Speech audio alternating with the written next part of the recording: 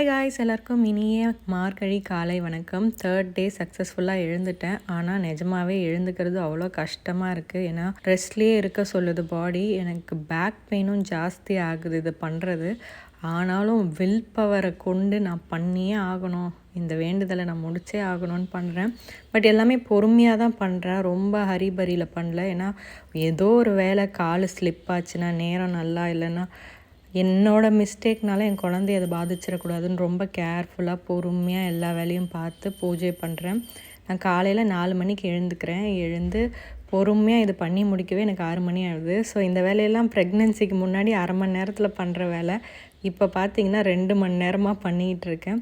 But எல்லாம் முடிச்சுட்டு இந்த விளக்கு ஏற்றி அதை உட்காந்து பார்க்கும் போது ஒரு பீஸ் கிடைக்குதுல்ல மைண்டுக்கு, அதுக்காக என்ன வேணாலும் பண்ணலாம். அந்த காலையில் எழுந்துக்கும் போது ரொம்ப ரெஃப்ரெஷிங்காக இருக்குது. உங்களோட லவ் அண்ட் கேர் கமெண்ட்டில் படிக்கும்போது ரொம்ப ஹாப்பியாக இருக்குது.